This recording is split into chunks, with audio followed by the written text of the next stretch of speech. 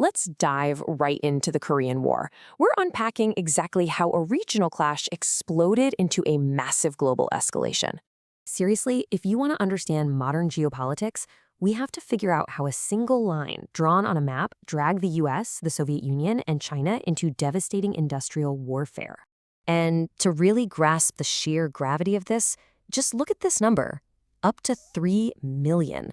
That is the estimated number of civilian and military lives lost between 1950 and 1953. It's just staggering. This wasn't some brief, minor skirmish. It was a catastrophic clash that literally reshaped our modern world. So keeping that immense human cost in mind is absolutely crucial for understanding its legacy. So how did this all start? Well, Section 1, the division of Korea. It builds right out of the ashes of World War II. After 35 years of harsh Japanese colonial rule starting back in 1910, the fate of the Korean Peninsula changed practically overnight. In August of 1945, two American military officials, Colonels Dean Rusk and Charles Bonesteel, were given the monumental task of defining occupation zones. And they literally just picked an invisible line on a map, the 38th parallel. They used it to split Korea into a Soviet-occupied North and an American-occupied South. By 1948, because the superpowers just could not agree on anything, this temporary, almost arbitrary line hardened into two completely separate governments. And that created a really high-stakes duality. Up in the north, you've got Kim Il-sung establishing a communist government in Pyongyang, getting heavy backing from the Soviet Union and China. Down south, Syngman Rhee is leading a capitalist government in Seoul, supported by the UN and the United States. Now here is the incredibly dangerous part. Both of these leaders claim to be the one and only legitimate government of the entire Korean Peninsula. It was a geopolitical powder keg, just waiting for a spark. Which brings us to Section 2, the invasion begins. You see, this wasn't just some spontaneous border clash. In May of 1950, Kim Il-sung went and actively secured the backing of Mao Zedong and Joseph Stalin for a military campaign to unite the peninsula. Once he had their green light, North Korean forces launched a massive, highly coordinated invasion into South Korea on June 25, 1950. And man, the international response was swift. Just 2 days later, the UN Security Council passed Resolution 83 that authorized member states to provide military assistance to South Korea to repel the attack. Now, you might be wondering, why on earth did the US and its allies react so incredibly fast? Well, listen to US diplomat John Foster Dulles. He warned that to sit by while Korea was overrun by an unprovoked armed attack would start a disastrous chain of events leading most probably to World War. The US didn't just see this as a local turf war. They saw it as a critical domino. If South Korea fell to communist forces, the fear was that a chain reaction would kick off, threatening global security and very specifically the safety of nearby Japan. And Japan was the US's vital regional counterweight to the Soviets and China. So to stop this perceived domino effect, an absolute powerhouse of a coalition formed. But here's a wild stat for you. Even though 21 different countries joined the United Nations Command Coalition, the United States provided an overwhelming 90% of all the military personnel deployed to help South Korea.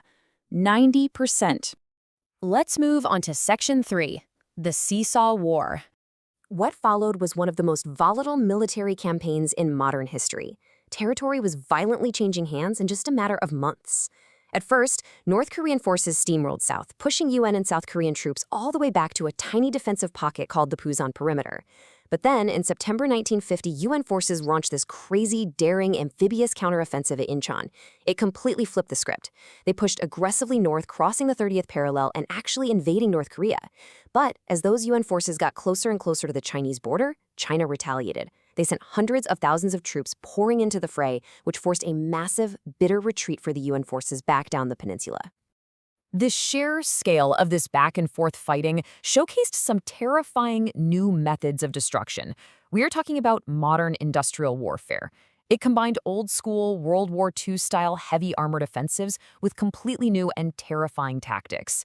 There was extensive tunnel warfare used heavily by Chinese forces, devastating aerial carpet bombing campaigns, and, this is a huge first, history's first large-scale jet aircraft battles, happening way up high in what became known as MiG Alley.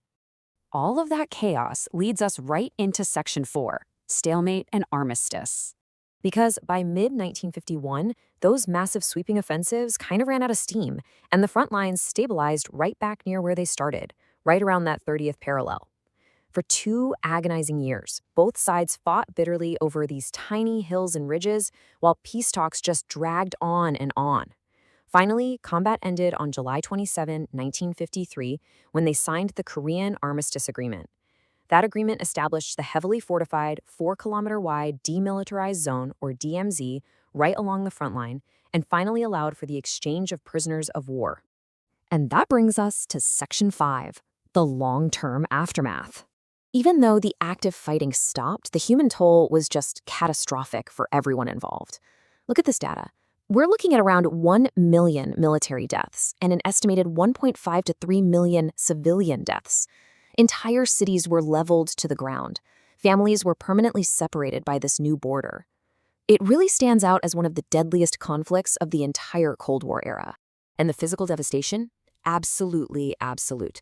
The UN bombing campaigns over North Korea were so intense that it became one of the most heavily bombed countries in human history.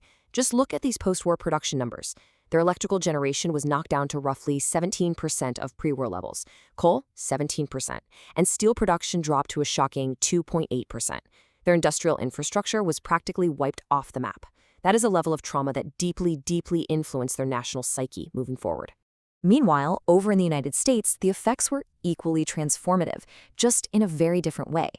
As historian Bruce Cummings points out, for the U.S., the sudden crisis in Korea justified a permanent quadrupling of defense spending.